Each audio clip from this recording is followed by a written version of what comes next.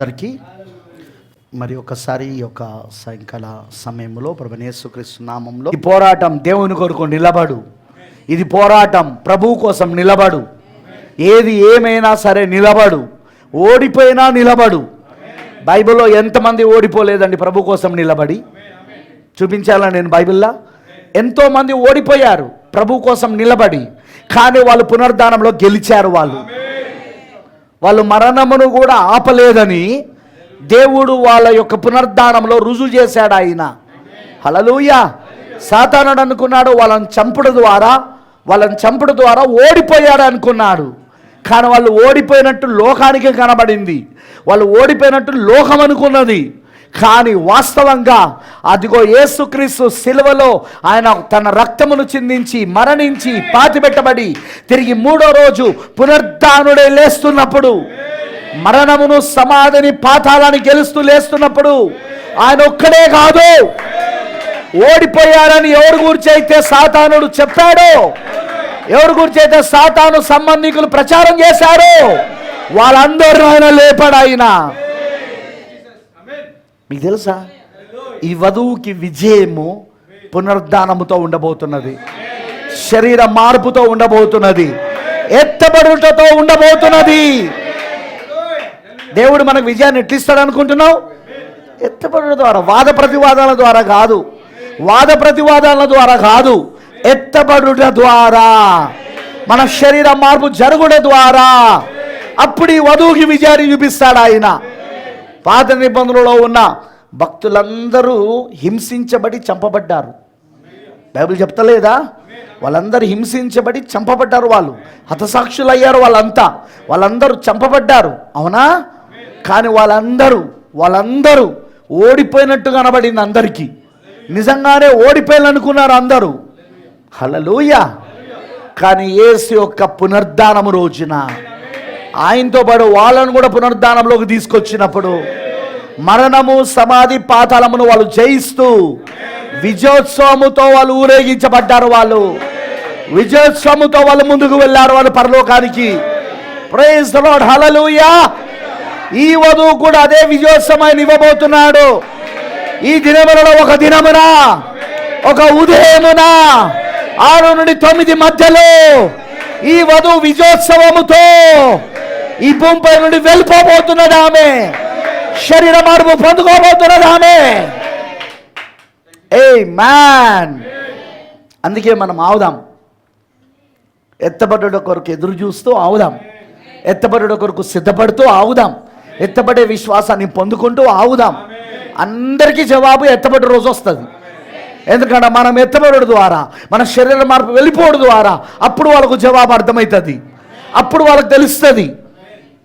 వీళ్ళు పునరుద్ధానులై వెళ్ళిపోయారు, వీళ్ళు శరీర మార్పు పొందుకొని వెళ్ళిపోయారు, వీళ్ళు ఎత్తబడిలో వెళ్ళిపోయారు. మనమే ఇక్కడ మిగిలిపోయాము, మనమే ఇక్కడ దేవుని ఉగ్రతకు ఇప్పుడు పాలు భాగస్తులు అవుతున్నాము అని వాళ్ళకి అర్థమవుతుంది. బ్రదర్, సిస్టర్, వధువుకి విజయం ఎత్తబట్లోనే ఉంది, వధువుకి విజయం ఎత్తబడుట్లోనే ఉన్నది. మరి అంతేకాదు, దేవుడు వధువుని రుజువు చేసేది ఎక్కడంటే ఎత్తబట్టి దగ్గర. ఇప్పుడు ప్రతివాడు చెప్పుకుంటాడు నేను వధువునని, కానీ దేవుడు ఎక్కడ రుజువు చేస్తాడంటే ఎవరి శరీరాలైతే మార్పు చెందినాయో, ఎవరైతే హల్లెలూయా క్షేమైన శరీరం అక్షయతను ధరించుకుంటారో, మర్తమైన శరీరం పైన అమర్తతను ధరించుకుంటారో, మహిమాచరులుగా మారి డైమెన్షన్స్ మారి వెళ్ళిపోతారో, అదిగో అక్కడ దేవుడు రుజువు ఇవ్వబోతున్నాడు ఎవరు వధువా ఎవరు వెధవా అనే సంగతి. ఆమేన్. హల్లెలూయా. ఇప్పుడు చెప్పుకుంటారు, వాళ్ళు అన్నీ చెప్పుకుంటారు. ఇప్పుడు వాళ్ళు మేము సత్యంలో ఉన్నాం, మేము వధువు, మేము అది ఇది అని, కానీ ఒక రోజున తెలుస్తుంది అది. అందుకే నేను అంటున్నా, ఆ రోజు దగ్గరలో ఉంది. గోల్డ్ రేట్ ఎట్లా పెరుగుతుందో చూసినావా? ఎప్పుడన్నా ఇంత రేటు పెరిగిందా? చరిత్రలో ఇప్పటి వరకు బంగారపు రేటు ఇంత పెరిగిందా? వినబడతలేదు నాకు. పెరిగిందా? పెరగలే. మరి ఎందుకు పెరిగిందంత? మీకు తెలుసు కదా, ప్రపంచ ఎకానమీ పడిపోవాలి. అదిగో ఇప్పుడు ట్రేడ్ వార్ స్టార్ట్ అయింది, అమెరికా ఆంక్షలు పెడుతున్నది. వాళ్ళ దగ్గరకు వచ్చే ఆ యొక్క వస్తువులు ఏవైతే వాళ్ళు దిగుమతి చేసుకుంటున్నారో వాళ్ళు వాళ్ళు వాళ్ళు దానికి ఎక్కువ ట్యాక్స్ వేస్తామని చెప్తున్నాడు. ఇప్పుడు ఇండియా, అమెరికా, యూరప్, అమెరికా ఇవన్నీ జరుగుతున్నాయి ఇప్పుడు. దీనివలన ఈరోజు నువ్వు వీడియో చూసిన, దీనివలన ఆర్థిక మాంద్యం ప్రపంచం మొత్తం రావచ్చు అని వాళ్ళు అంటున్నారు. ఇప్పుడు వాళ్ళు అమెరికా యొక్క ఆర్థిక వ్యవస్థ కుప్పకూలిపోవచ్చు, బంగారు ధర ఒక్కసారే కుప్పకూలిపోవచ్చు అన్నది అర్థమవుతుందా? ఇవన్నీ జరగబోతున్నాయి ఫ్రెండ్స్. మనం ఇప్పుడు ఎత్తబడుట పైన కాన్సన్ట్రేషన్ పెడదాం, దీనిపైన దానిపైన వద్దు. మన లక్ష్యము, మన గురిని తప్పించడానికే అపవాది ఏం చేస్తున్నాడంటే ఇటు అటు తిప్పడానికి చూస్తున్నాడు. వాడు ఏవేవో తీసుకొస్తున్నాడు. మనకు దేవుడు ముద్రలను తెరిచాడు. 7 ముద్రలు దేనికి వేయబడ్డాయి? ఈ బైబిల్కి. ఎంతమంది తెలుసు ఈ వాక్యంలో నుండి ప్రపంచం వచ్చిందని? ఈ వాక్యంలో నుండి సృష్టి వచ్చింది, ఈ వాక్యంలో నుండి విశ్వం వచ్చింది, ఈ వాక్యంలో నుండి దృశ్యమైనవి అదృశ్యమైనవి వచ్చినాయి. అవునా లేదా? 7 పరిమాణాలు, 7 ప్రపంచాలు వచ్చినాయి. అవునా కాదా? ప్రవక్త ప్రకారంగా 7 పరిమాణాలు అంటే 7 ప్రపంచాలు ప్రవక్త చెప్పిన దాని ప్రకారంగా. ఆమెనంటారా? ఇప్పుడు అవన్నీ తెరవబడ్డాయా? ఆ మర్మములన్నీ తెరవబడ్డాయా? ఇప్పుడు వినబడతలేదు నాకు. 7వ దూత ద్వారా మర్మమంతా తెరబడిందా? అదిగో ముద్రలు తెరబడు ద్వారా మర్మమంతా సమాప్తం అయిపోయినదా? ముద్రలు దేనికి వేయబడ్డాయి? ఈ బైబిల్కి. ముద్రలు తెరబడినప్పుడు ఈ బైబిల్ అంతా తెరబడింది. Praise the lord, hallelujah. So ఇప్పుడు తెరవబడిన వాక్యం, తెరవబడిన గ్రంథాన్ని ఈరోజు ఆయన వధువుకి ఇచ్చాడు. ఆ వధువు ఇప్పుడు ఆ గ్రంథాన్ని తింటా ఉన్నది. ఇప్పుడు ఆమె తినకుండా ఆపడానికే తప్పుడు బోధకులు వస్తారు మధ్యలో. దీంట్లో అన్నీ లేవు, ఇది సంపూర్ణత కాదు, ప్రవక్త కంటే ఎక్కువ ఆ పాస్టర్ తెలుసు, ఈ పాస్టర్ తెలుసు, ఇలాంటి అన్ని బోధలు వస్తుంటాయి. ఎందుకు? మనల్ని అది తినకుండా చేయడానికి.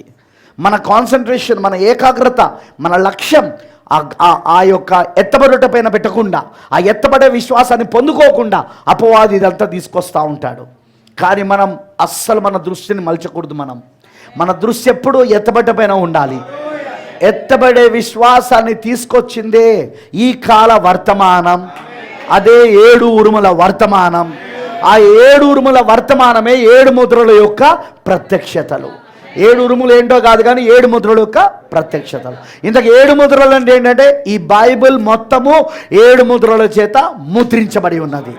ఈ బైబిల్ అంతా తెరవబడినది. ఈ రోజున మర్మమంతా సమాప్తం అయిపోయినది. ఎత్తబడే విశ్వాసం వధువుకి ఇవ్వబడినది. ఇప్పుడు ఆ వధువు ఇప్పుడు ఆ పొందుకుంటాంది ఇప్పుడు దాన్ని. ఆమేన్, హల్లెలూయా. అర్థమైందని చెప్పింది. సో అందుకే దానిపైన మాత్రమే కాన్సన్ట్రేషన్ పెట్టండి, ఇంకా దేనిపైన పెట్టకండి. So let's turn to the Bible. యోహాను రాసిన సువార్త 6వ అధ్యాయము. యోహాను పక్షిరాజు అని మీ అందరికి తెలుసా? ఎస్. మత్తయి, మార్క్, లూకా, యోహాను.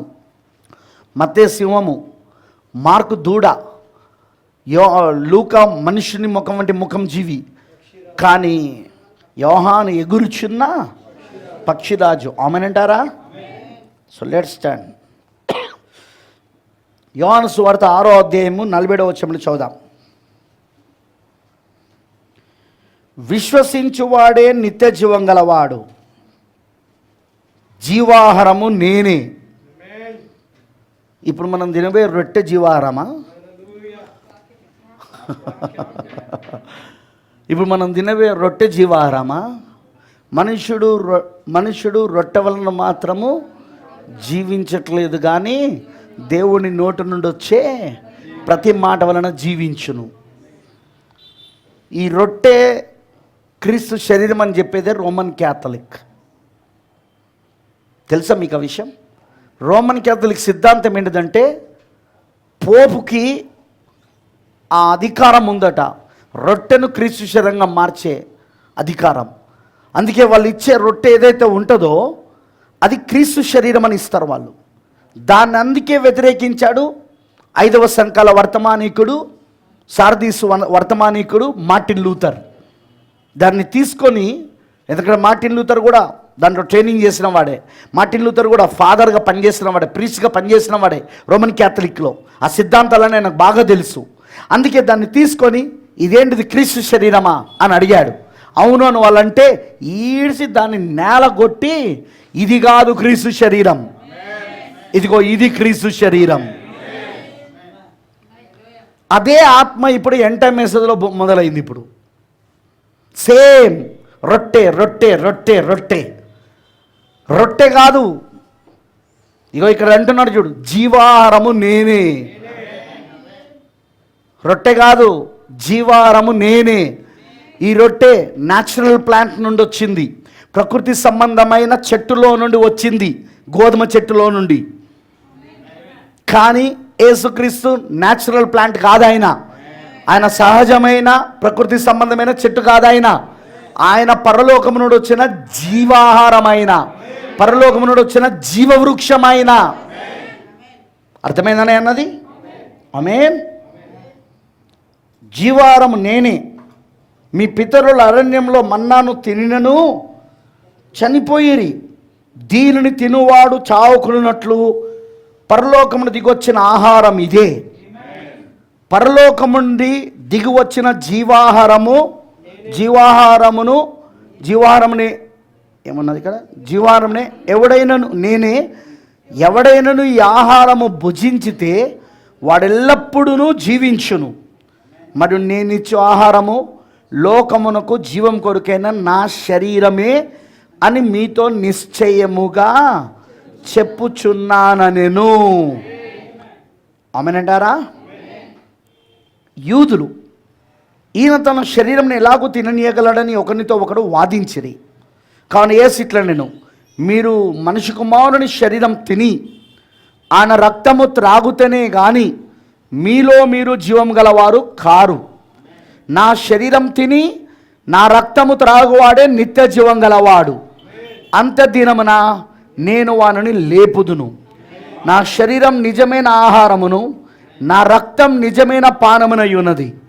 నా శరీరం తిని నా రక్తం త్రాగువాడు నా యందును నేను వాని యందును నిలిచి ఉందుము. ఆమేనంటారా? దేవుడి మాటలను దీవించును గాక. Let's pray. ప్రభువైన దేవ, సర్వశక్తిమంతుడా, కృపామయుడైన తండ్రి, నీకు స్తోత్రం. చదవబడిన నీ వాక్యములో నుండి నువ్వు మాతో మాట్లాడు ప్రభువా. తండ్రి, ఈరోజు మేము నిన్ను భుజిస్తున్నాం, ఆ జీవవృక్ష ఫలమును భుజిస్తున్నాం. అవును ప్రభువా, ఆ రోజు ఆదామవ్వలు తినవలసిన ఫలాన్ని ఈరోజు మేము తింటున్నామయ్యా. ఓ, అది న్యాచురల్, ప్రకృతిపరమైనది కాదది. అదేదో ప్రకృతి చెట్టు కాదది. ఈరోజు సంఘశాఖలు, సంస్థాగత సంఘాలు బోధిస్తున్నట్టుగా అది ప్రకృతి సంబంధమైన చెట్లు కావవి. ఆ జీవవృక్షం కానీ లేదా మంచి చెట్లు తినిచే వృక్షం కానీ అవి ప్రకృతి సంబంధమైన సహజమైన చెట్లు కావవి. అవి ఆత్మ సంబంధమైనవని ప్రవక్త అన్నాడు. దేవా, ఈరోజు మేము నువ్వే జీవాహారముగా దిగొచ్చావు. నీవే ప్రభువా మా కాలములో హల్లెలూయా వాక్యముగా దిగొచ్చావు, శరీరముగా దిగొచ్చావు. నిన్ను భుజించే కృపను మాకు ఇస్తున్నావు తండ్రి. ఓ, మేము నిన్ను తింటున్నాం. ఈరోజు నిన్ను భుజిస్తున్నాము. నిన్ను భుజిస్తేనే మాకు నిత్య జీవం అని అన్నావు. నా శరీరం తిని నా రక్తం త్రాగువాడే జీవం గలవాడు, నిత్య జీవం గలవాడు. అవును ప్రభువా, అలా తిన్నవాడే నేను వాని యందును వాడు నా యందును ఉందామన్నావు. ఈరోజు మాకు ఆ నిజమైన ఆహారమును దయచేదేవా. ఈ రొట్టె కేవలం సాదృశ్యం మాత్రమే, ఈ ద్రాక్షరసం కేవలం సాదృశ్యం మాత్రమే, ఈ వైన్ కేవలం సాదృశ్యం మాత్రమే. కానీ మేము తింటున్నది నిజమైన ఆహారాన్ని. అది ఇప్పుడు భుజించే కృపను మాకు దయచేయమని, మాకు ఆ జీవాహారమును ఇవ్వమని ప్రార్థిస్తున్నా. ఓ, ఈ చివరి కాలంలో మాకు ప్రవక్తను పంపి ఆ జీవాహారాన్ని ఇచ్చినందుకు వందనాలు. స్టోర్డ్ ఫుడ్ అన్నాడు ప్రాఫెట్. ఆ జీవాహారము నిల్వ చేయబడి ఉన్నది అక్కడ. ఎందుకంటే వాక్యము దొరకని కాలం రాబోతున్నది. అదిగో ఆ క్షామమైన కాలం రాబోతున్నది. ఖచ్చితంగా ఆ యొక్క నిల్వ చేయబడిన ఆహారమును మేము ఇప్పుడు భుజించవలని అన్నాడు. ఆ టేపులలో బోధించబడినవి. అదిగో ప్రభు, ఆ టేపులలో ఉన్న వర్తమానం ప్రభువా, అది మా కొరకు నిల్వ చేయబడిన ఆహారం అయి ఉన్నది.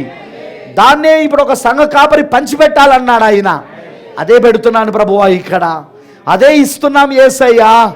తప్పకుండా వీళ్ళు దాన్ని తినే కృపను దయచేయమని నీకు సమర్పించుకుంటూ యేసుక్రీస్తు నామములో ప్రార్థిస్తున్నాము.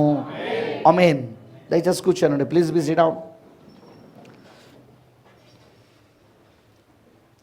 క్రీస్తునందు ప్రియమైన దేవుని పిల్లలందరికీ మరొకసారి నేను ప్రభువైన యేసుక్రీస్తు నామంలో నాకు శుభములు మరి వందనాలు తెలియజేస్తున్నాను. ప్రభు మీ అందరినీ దీవించును గాక. ఆమేన్. హల్లెలూయా. మరి ప్రియమైన దేవుని పిల్లలారా, జాగ్రత్తగా దేవుడి యొక్క వాక్యమును మీరు వినాలని నేను కోరుచున్నాను. ఎందుకంటే ఇవి ఆల్రెడీ ప్రవక్త బ్రెన్హామ్ గారి ద్వారా పలకబడిన వర్తమానం. ఇది we are eating from the spoken word. పలకబడిన మాట నుండి మనం తింటాం ఈ రోజున. ఆమేన్ అంటారా? అది 7వ దూత ద్వారా ప్రవక్త విలియం బ్రెన్హామ్ ద్వారా అవి పలకబడినవి. అవి మీకేమైనా అర్థమైందని అన్నది? ఆ పలకబడిన ఆహారమే దాచుంచమని దేవుడు చెప్పాడు. స్టోర్ చేయమన్నాడు దేవుడు ఆయనకు. దాచుంచమని చెప్పాడు ఆయన. అన్నాడు అందుకే ఈ టేబుల్ తయారు చేస్తున్నాను నేను. ఇవి వరల్డ్ వైడ్, ప్రపంచవ్యాప్తంగా ఈ టేపులు వెళ్తాయి. అది ఏ దేశమైనా కావచ్చు, ఆఫ్రికా అడవులైనా, ఇండియా అడవులైనా, సహారా ఎడారులైనా, ఎక్కడైనా కావచ్చు. ప్రతి ఇంట్లో ఏర్పరచబడిన ఎన్నుకోబడిన వారి ఇంట్లో ఈ టేపులు అక్కడ ప్లే చేయబడతాయి అన్నాడు ఆయన. టేపులు అక్కడ ప్లే చేయబడతాయి అన్నాడు ఆయన. అంతేకాకుండా ప్రవక్త ఏమన్నాడంటే ఈ యొక్క ఆదివారం ఆరాధనలో కానీ వేరే ఆరాధనలో కానీ 5 రకాల పరీక్షలలో ఉన్నవారు ఎవరైతే ఉన్నారో ఈ స్టోర్డ్ ఫుడ్లో నుండే, ఈ దాచబడిన ఆహారములో నుండే, ఈ దాచుంచబడిన ఆహారములో నుండి పక్షిరాజు పిల్లలకు ఆయన ఆహారముగా పెడతాడు అన్నాడు ఆయన. అందుకే ఆయన ఏమన్నాడంటే టేపులు బోధించినవే బోధించమన్నాడు ఆయన. ఏమన్నాడు ఆయన? టేపులు బోధించినవే బోధించమన్నాడు. హల్లెలూయా. అందుకే ప్రవక్త చెప్పింది తప్ప వేరే ఎవరైనా ఏదైనా చెప్పితే అది ఖచ్చితంగా దయ్యం దగ్గర నుండి వచ్చిందని అర్థం. Praise lord. హల్లెలూయా. మనకి ఈ రోజున ఒక దాచబడిన ఆహారం ఉన్నది, ప్రవక్త ద్వారా పలకబడిన వర్తమానం. It's a spoken word. ఇది పలకబడిన మాట. ఆమేన్. హల్లెలూయా. అది మనకు దాచబడిన ఆహారం. అది దేవుడు దాన్ని మనకి ఇచ్చున్నాడు ఈ రోజున. ఆ వర్తమానాన్ని ఈరోజు 5 రకాల పరీక్షలో ఉన్న వారు అదిగో గొర్రెలకు ఆహారంగా పెడతా ఉన్నాడు. ఎస్. హల్లెలూయా. గొర్రెల ఆహారము పలకబడిన మాట ఒక వర్తమానమై ఉన్నది. ఈ కాల ప్రవక్త చెప్పిన పలకబడిన మాట యొక్క వర్తమానమే గొర్రెల ఆహారమై ఉన్నది. నేను చెప్పేది అర్థమవుతున్నదా? వేరే కాదు. నో సా, వేరేగానే కాదు. పలకబడిన మాట యొక్క వర్తమానమే ఈరోజు పక్షిరాజులకు ఇవ్వబడుతున్న ఏకైక మనిషి కుమారుని శరీరమై ఉన్నది, రక్తమై ఉన్నది. ఏంటి వర్తమానం? ఏకైక మనిషి కుమారుని శరీరము, మరి ఆయన రక్తమై ఉన్నది. ఈ రోజున దాన్ని మనం తింటా ఉన్నాం. ఈరోజు దాన్ని మనం భుజిస్తున్నాం. ఆమేన్. హల్లెలూయా. ఇక్కడ మనం ఏం చూస్తున్నామంటే విశ్వసించువాడే నిత్య జీవం గలవాడు, జీవాహారము నేనే. ఇప్పుడు నేను ఇచ్చే రొట్టెనా జీవాహారం? అది కేవలం సాదృశ్యం మాత్రమే. అది కేవలం ఛాయ మాత్రమే. ఛాయ సాదృశ్యమే, నిజరూపం కాదు అది. ఎందుకంటే కమ్యూనియన్ మెసేజ్లో అది 1965 డిసెంబర్లో చివరిగా ప్రవక్త చెప్పిన వర్తమానం. అది ఫైనల్ మెసేజ్. మీకు తెలుసు కదా, జీసస్ క్రైస్ట్ మినిస్ట్రీ మొదటి రాకుల్లో యేసుక్రీస్తు పరిచర్య విశ్వాసం దగ్గర నుండి మొదలుపెట్టాడు. ఆయన ప్రసంగం ఎక్కడి నుండి మొదలుపెట్టాడండి? ఆయన పరిచర్యలో విశ్వాసం. ఆయన చివరి ప్రసంగం ఏంటో చెప్పగలరా మీరు? యేసుక్రీస్తు చివరి ప్రసంగం కమ్యూనియన్. అయ్యో, అది కూడా తెలియదా? ఆయన చివరి ప్రసంగం ఏంటిది? ఆయన అప్పగింపబడుతున్న రాత్రిన కమ్యూనియన్, ప్రభురాత్రి భోజనము, సహవాసము. సహవాసమైన చివరి వర్తమానం. ఆయన మొదలుపెట్టింది విశ్వాసము, పరిచర్య మొదలుపెట్టింది ఏకైక మనిషి కుమారుని పరిచర్య, మరియు ముగించింది ఆయన సేవలో చివరి వర్తమానం ఏంటిదంటే ఆయన సహవాసం అనే వర్తమానంతో ముగించాడు ఆయన. ప్రైజ్ లార్డ్, హల్లెలూయా. అలానే ఇప్పుడు ప్రవక్త కూడా ఆయన మొదలుపెట్టింది ఏంటిది? ప్రసంగము, విశ్వాసము. విశ్వాసం అనేది పదార్థమై ఉన్నదని బోధించాడు. ఫేత్ ఈజ్ ఎ సబ్స్టాన్స్ అని 1947లో ఫస్ట్ మెసేజ్ రికార్డ్ అయిన మెసేజ్. హల్లెలూయా. దూత ప్రత్యక్షమైన తర్వాత, దూత ఆయనతో మాట్లాడిన తర్వాత, అవునా కాదా? నేను చెప్పేది నిజమేనా? ఆ తర్వాత ఆయన చివరి వర్తమానం ఏంటిది? 1965లో డిసెంబర్ నెలలో చివరి వర్తమానం ఏంటి చెప్పండి? ఇక ఆయనది సహవాసం. చూసారా? మరలా ఏకైక మనిషి కుమారుని పరిచర్య. మొదటి రాకడలో ఏకైక మనిషి కుమారుని పరిచర్య, రెండవ రాకడలో కూడా ఏకైక మనిషి కుమారుని పరిచర్య. ఆమేన్. మరి మీరు గమనిస్తే ఇక్కడ ఆయన అంటున్నాడు, విశ్వసించువాడే నిత్య జీవము గలవాడు. దేన్ని విశ్వసించాలి? వాక్యాన్ని, వర్డ్. దేన్ని విశ్వసించాలి? సంఘాన్ని కాదు, పాస్టర్ని కాదు. వింటున్నారా? పాస్టర్ని, సంఘాన్ని, సువార్థికుణ్ణి, లేకపోతే ఇంకెవరో అపోస్తుల్ని, ఇంకెవరినో విశ్వసించుడు కాదు, వాక్యాన్ని విశ్వసించాలి. విశ్వసించిన వాడే నిత్య జీవం గలవాడు. వాక్యాన్ని నమ్మాలి. వాక్యం అంటే ఏంటిది? ఆది కాండము మొదలుకొని ప్రకటన గ్రంథం వరకు మొత్తము వాక్యమే. ఆది కాండము మొదలుకొని ప్రకటన గ్రంథం వరకు మొత్తము వాక్యమే. ఆ వాక్యమునంతటిని నువ్వు నమ్మవలసి ఉన్నది. వాక్యములో కొంచెం కాదు, వాక్యములో నీకు అనుకూలంగా ఉన్నది కాదు, వాక్యములో నీకు వ్యతిరేకంగా ఉన్న వాటిని విడిచిపెట్టేసి అనుకూలంగా ఉన్న వాటిని తీసుకోవడం కాదు. మొత్తం వాక్యమునంతటిని, సంపూర్ణ సువార్త. సంపూర్ణ సువార్త ఏంటిది? వాక్యమంతా. వాక్యమంతటిని నువ్వు ఈరోజు నమ్మవలసి ఉన్నది. ఆది కాండం 1వ అధ్యాయం మొదలుకొని ప్రకటన గ్రంథం 22వ అధ్యాయం వరకు మొత్తం వాక్యమంతా నువ్వు నమ్మడమే, విశ్వసించడమే నిత్య జీవం కలిగి ఉండడం.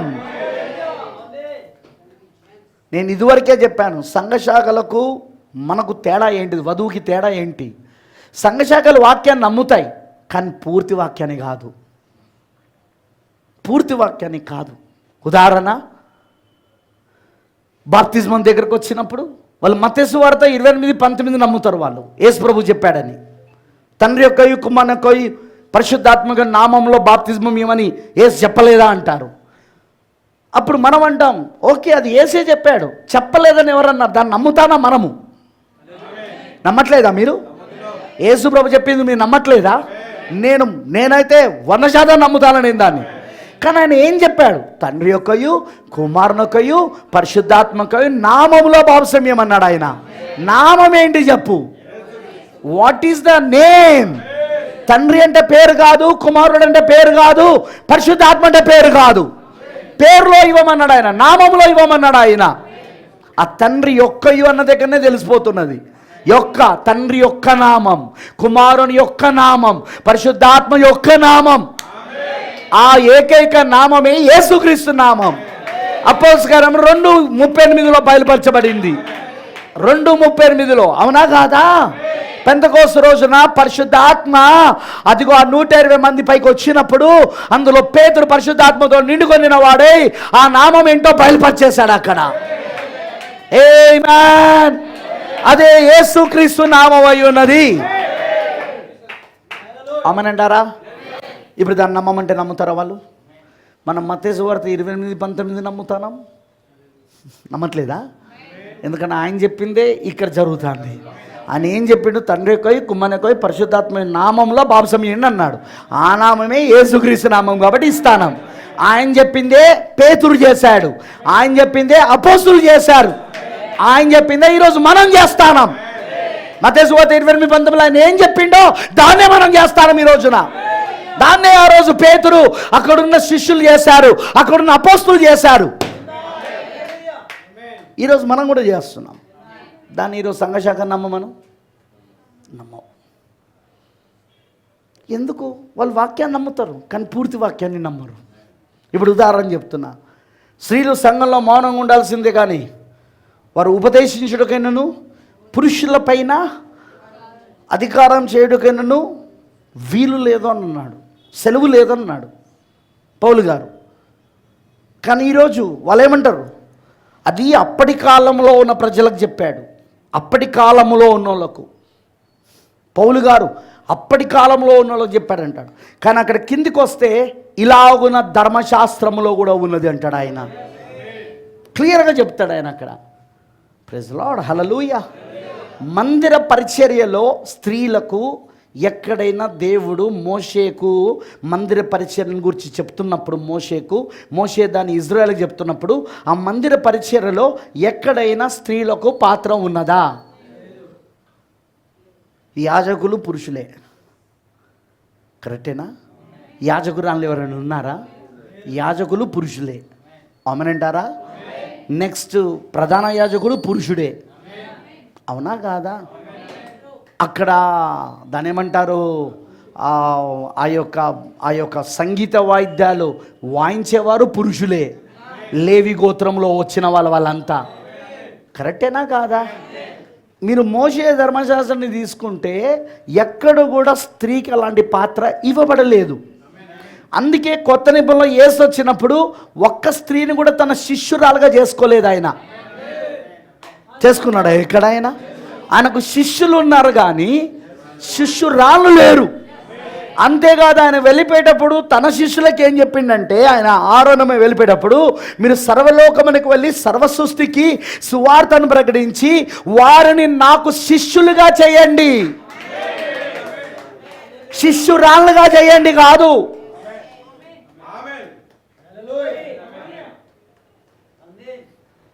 మీకు అర్థమైందా నేను అన్నది? శిష్యురాళ్ళు లేరు, శిష్యులు ఉన్నారు, డిసైపుల్స్ ఉన్నారు, శిష్యురాళ్ళు లేరు. ఎందుకంటే అపోస్తులు చూస్తే వాళ్ళు పురుషులే, ఆ 11 మంది పురుషులే. తర్వాత 12వ వాడు పౌలు గారు వచ్చినప్పుడు కడమ అపోస్తులుగా ఆయన పురుషుడే. ఆ తర్వాత సంఘ పెద్దలను పురుషులే. అపోస్తల కాలంలో 7 సంఘ పెద్దలను పెట్టాడా? అందులో ఫిలిప్ ఉన్నాడు, అందులో స్టెఫెన్ కూడా ఉన్నాడు. స్టెఫెన్ హతసాక్షి అయ్యాడు, తెలుసుగా మీ అందరికీ. ఫిలిప్పో సమరయకు వెళ్ళి సువార్త చెప్పాడు, తెలుసుగా మీ అందరికీ. అది ఫిలిప్పు సమరయకి వెళ్ళేసరికి సమరయ పరిస్థితి ఏంటిది? అక్కడ ఒక గారడి విద్య కలిగిన వాడు, ఏది గారడి సీమోన్ అనేవాడు ఏం చేయడం మొదలుపెట్టాడు? మొత్తం పట్టణాన్ని తన వశంలోకి తెచ్చుకున్నాడు. తాను ఎవడో గొప్పవాడని చెప్పుకోవడం మొదలుపెట్టాడు, అవునా కాదా? అవునా కాదా? చూడండి, ఇవన్నీ మనం బైబిల్లో చూస్తే మనకు క్లియర్గా మనకు కనబడతా ఉన్నది, స్త్రీ పాత్ర ఏంటిది, పురుషుని పాత్ర ఏంటిది అనేది. ఆమేన్, హల్లెలూయా. ఈరోజు దీన్ని నమ్ముతారా? మనం నమ్ముతాం. సంఘ శాఖలు, సంస్థాగత సంఘాలు నమ్ముతారా? వినబడతలేదు నాకు. నమ్ముతారా? నమ్మరు. ఎందుకు? వాక్యములో సంపూర్ణతలో వాళ్ళు నమ్మరు ఎన్నడు కూడా, వాక్యములో పరిపూర్ణతలో నమ్మరు ఎన్నడు కూడా. వాళ్ళు వాక్యములో ఎప్పుడు కొంత భాగానే నమ్ముతారు, వాళ్ళకు అనుకూలంగా ఉన్న భాగాన్ని నమ్ముతారు, మిగతా భాగాలను వాళ్ళు వదిలిపెట్టేస్తారు. అదే ఈరోజు సమస్య. కానీ వధువు అది కాదు. ఏర్పరచబడిన వారు, ఎన్నుకోబడిన వాళ్ళు అలా కాదు. వాక్యమును అంతటినీ నమ్మేవారు వాళ్ళు. వాక్యమును అంతటినీ నమ్మేవారే వధువు అయి ఉన్నారు. ప్రొఫెట్ ఏమన్నాడు? వాక్యమును కొంత నమ్మడం, కొంత నమ్మకపోవడమే మోసమై ఉన్నది. అవ్వ ఎక్కడ మోసపోయింది? వాక్యాన్ని పూర్తిగా నమ్మలేదు ఆమె. కొంత నమ్మింది, కొంత నమ్మలేదు. ఎందుకు? అపవాది ఆమెకు కొంత వాక్యమనే చెప్పాడు, మిగతా సంపూర్ణ వాక్యాన్ని చెప్పలేదు, అవునా కాదా? దాని ద్వారా ఏమైపోయింది? ఆమె ఆ కొంత వాక్యాన్ని నమ్మి మిగతా వాక్యాన్ని నమ్మకపోయేసరికి అది ఆమెను మోసపరిచిందని ప్రవక్త అన్నాడు అక్కడ. ఈరోజు కూడా మోసం ఏంటి చెప్పండి? సంపూర్ణ వాక్యము బోధించకుండా కొంత వాక్యాన్ని చెప్పడము, కొంత వాక్యాన్ని విడిచిపెట్టడమే మోసమై ఉన్నది. ఇక్కడ ఒక సమస్య ఏంటంటే, ఇందాక చెప్పినట్టు సంపూర్ణ వాక్యం చెప్తే నాలాంటోని టార్గెట్ చేసేస్తారు. మా గురించే చెప్తున్నాడు అతనని సంపూర్ణమైన వాక్యం బోధిస్తే. అదే కొద్ది వాక్యం, వాళ్ళకి అనుకూలంగా ఉన్న వాక్యం చెప్పిందనుకో, ఇక విశ్వాసాలకి ఎంత సంతోషంగా ఉంటుందంటే, మా పాస్టర్ ఏం చెప్తున్నాడు పో, మా పాస్టర్ ఏం బోధిస్తున్నాడు పో, సూపర్ బోధిస్తున్నాడు, ఎందుకు? బైబిల్లో ఉన్న ప్రవచన ప్రకారంగా తిమోతికి రాసిన పత్రికలో పౌలు గారు చెప్పినట్టుగా, తిమోతికి రాసిన పత్రికలో అంత దినములలో వారు దుర్ద చెవులు గలవారై ఉండి, సత్యమునకు చెవినివ్వక దుర్ద చెవులు గలవారై ఉండి కల్పనా కథల వైపుకు తిరుగుతారని బైబిల్ చెప్తా ఉన్నది. అంతేకాదు వాళ్ళ స్వకీయ దురాశలను నెరవేర్పు చేసుకొనుటకు అనుకూలమైన బోధకులను తమ కోసం పోగు చేసుకుంటారని ఉంది. ఈరోజు అదే జరుగుతుంది. వాళ్ళకు అనుకూలమైన బోధకులను వాళ్ళు తయారు చేసుకుంటున్నారు. చేసుకొని ఈ బోధకుడు ఇట్లా, ఈ బోధకుడు ఇట్లా, ఈ బోధకుడు ఇట్లా, వాళ్ళు అలా చేసుకొని ముందుకెళ్తున్నారు.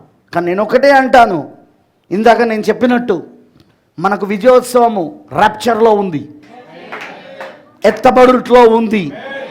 పాత నిబంధనలో ఉన్న పరిశుద్ధులందరూ, ప్రవక్తలందరూ, విశ్వాసులందరూ దాదాపు హతసాక్షులయ్యారు. సాతానుడు ఏమనుకున్నాడో తెలుసా? వాళ్ళు ఓడిపోయారు అనుకున్నారు. అనుకున్నారా లేదా? వాళ్ళు ఓడిపోయారు అనుకున్నాడు. వాళ్ళందరినీ నేను ఓడించేశానని అనుకున్నాడు. కానీ యేసు క్రీస్తు ఆయన శిలువలో రక్తం చిందించి మరణించి విమోచన చేసి, ఆయన విమోచన కార్యం చేసి, ఆయన పాతి పెట్టబడి 3వ రోజున ఆదివారం తెల్లవారుజామున ఆయన మరణమును, సమాధిని, పాతాళాన్ని జయిస్తూ బయటికి వస్తున్నప్పుడు ఆయనతో పాటు పాత నిబంధనలో ఉన్న పరిశుద్ధులను, ప్రవక్తలను, విశ్వాసులను, ఎవరైతే సాతానుడిని నేను ఓడించానని చెప్పుకున్నాడో వాళ్ళందరూ కూడా తిరిగి లేపబడినప్పుడు విజయోత్సవముతో వారు లేపబడ్డారు అక్కడ. ఆమేన్. ఈరోజు ఈ వధువు కూడా ఆ విధంగానే పునరుద్ధానము పొందుకొని, శరీర మార్పు పొందుకొని విజయోత్సవముతో వెళ్ళబోతున్నది. ఇక్కడ నుండి ఆమె విజయోత్సవముతో ఇక్కడున్న వధువు వెళ్ళిపోబోతున్నది. హల్లెలూయా. అందుకే ఈరోజు ఆ ఎత్తబడుట ఏదైతే ఉందో దానికి కావలసిన విశ్వాసాన్ని ఈరోజు దేవుడు తన వధువుకి ఇస్తున్నాడు. ఎక్కడుంది విశ్వాసం? ఎత్తబడే విశ్వాసం. ప్రశ్నలు అడిగారు వాళ్ళు ప్రశ్న జవాబులలో, ఎక్కడుంది ఎత్తబడే విశ్వాసం? అప్పుడు ప్రవక్త ఏమన్నాడు? 7 ఉరుములలో ఉన్నది అన్నాడు. తర్వాత ఇంకో ప్రశ్నలో 7 ఉరుములు బయలుపరచబడ్డాయా లేదా బయలుపరచబడబోతున్నాయా? అప్పుడు ఆయన అన్నాడు, ఆల్రెడీ అవి బయలుపరచబడ్డాయి. ఎక్కడో కాదు, 7 ముద్రలలో. 7 ముద్రల యొక్క ప్రత్యక్షతలే 7 ఉరుములై ఉన్నవి. ఇంతకు 7 ముద్రలు ఏంటి? అది మన చిన్న పుస్తకమా?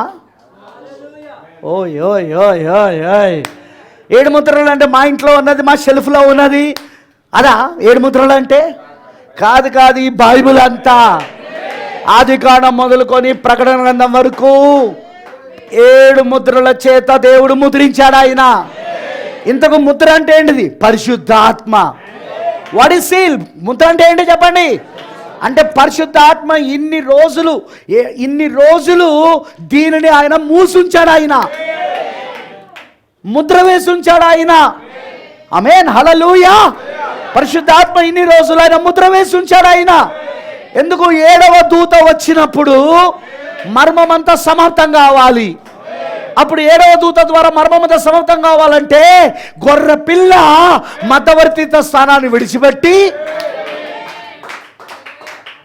ఆ 7 ముద్రల గ్రంథాన్ని తీసుకొని 5వ అధ్యాయంలో, ప్రకటన 5వ అధ్యాయంలో మధ్యవర్తి స్థానాన్ని విడిచిపెట్టి బయటికి వచ్చి ఆ 7 ముద్రల గ్రంథాన్ని తీసుకొని, దేవుని కుడి చేతిలోని 7 ముద్రల గ్రంథాన్ని తీసుకొని 6వ అధ్యాయముల, ప్రకటన 6వ అధ్యాయముల అదిగో ఆ గొర్రెపిల్ల ముద్రలను పగలగొడతా ఉన్నాడు. 6 ముద్రలు పగలగొట్టి తెరిచాడు. 8వ అధ్యాయం 1వ వచనంలా 7వ ముద్రను పగలగొట్టి తెరిచాడు ఆయన. తెరిచి ఏం చేశాడు? దానిని పట్టుకొని ప్రకటన 10లో సింహముగా, హల్లెలూయా, యూదా గోత్రపు సింహముగా, ఆమేన్, బలిష్ఠుడైన వేరొక దూతగా క్రీస్తు ఆ పుస్తకాన్ని, విప్పబడిన పుస్తకాన్ని పట్టుకొని పరలోకం నుండి కిందికి దిగి వస్తా ఉన్నాడు. వస్తున్నాడా? ముందు అది ఎవరికి ఇవ్వబడాలంటే 7వ దూతకు. 2 కారణాలు ఉన్నది. ఒకటి, వాక్యం ఎప్పుడు ప్రవక్త దగ్గరకు వస్తుంది. ఆమోసు 3:7 ప్రకారముగా వాక్యం ఎప్పుడు ప్రవక్త దగ్గరకు వస్తుంది. రెండవ కారణం, 7వ దూత ద్వారా మర్మమంతా సమాప్తము కావాలి. అర్థమైందని అన్నది. అందుకే ఆ గ్రంథం ఎవరికి ఇచ్చాడు ఆయన? 7వ దూతకు. 7వ దూతకు, ప్రవక్తకు. ఆయన ఏం చేశాడు? దాన్ని బోధించడం మొదలుపెట్టాడు. ఏంటిది అని చెప్పిన బోధ? మొత్తం 7 ముద్రలు. ఏంటా 7 ముద్రలు? 7 ఉరుములు. 7 ముద్రలు ఒక ప్రత్యక్షత ఏదో కాదు, 7 ఉరుములు. 7 ఉరుములే 7 ముద్రలు ఒక ప్రత్యక్షత. అందులో ఏముంది? ఎత్తబడే విశ్వాసం. ఇప్పుడు వధువు ఏం చేస్తుంది? ఆ గ్రంథాన్ని తింటా ఉన్నది. యోహాను తిన్నాడు అక్కడ. ఇప్పుడు వధువు కూడా తింటా ఉన్నది. యోహాను ఎవరి సాదృశ్యం అంటే వధువుకి సాదృశ్యం. ఇప్పుడు తింటా ఉన్నది ఆమె. ఎత్తబడే విశ్వాసాన్ని పొందుకుంటా ఉన్నది. ఆమేన్, హల్లెలూయా. విశ్వసించువాడే నిత్య జీవం గలవాడు. నా ఇక్కడ మాట చెప్తా, మీరు వింటారా? when Jesus came on this earth, యేసు ఈ భూమిపైకి వచ్చినప్పుడు మొదటి రాకల్లో ఆయన కొంచెం వాక్యమా, సగం వాక్యమా, 70% వాక్యమా, 80% వాక్యమా, 99% వాక్యమా, 99.9% వాక్యమా? చెప్పాలా నాకు? సంపూర్ణ వాక్యం, 100% వర్డ్. ప్రవక్తలందరూ ఆయనలో ఉన్నారు. ఎందుకు? ప్రవక్త అనేవాడు వాక్యములో భాగం. ఏలియా వాక్యములో భాగం, యెషయా వాక్యములో భాగం, దానియేలు వాక్యములో భాగం, దావీదు వాక్యములో భాగం. వాళ్ళందరూ ఆయనలో ఉన్నారు. కరెక్టేనా? వాళ్ళందరినీ కలిపితేనే ఆయన. ఆమేన్, హల్లెలూయా. ఇప్పుడు ఆయన ఏంటి? సంపూర్ణ వాక్యం, 100% వర్డ్. ఇప్పుడు ఆయన అంటున్నాడు, విశ్వసించువాడే నిత్య జీవం గలవాడు. ఆయన ఎవరు? 100% వర్డ్. ఆయనను విశ్వసించువాడే నిత్య జీవం గలవాడు. అంటే 100% వర్డ్, 100% వాక్యాన్ని నమ్ముతున్నవాడే నిత్య జీవం గలవాడు.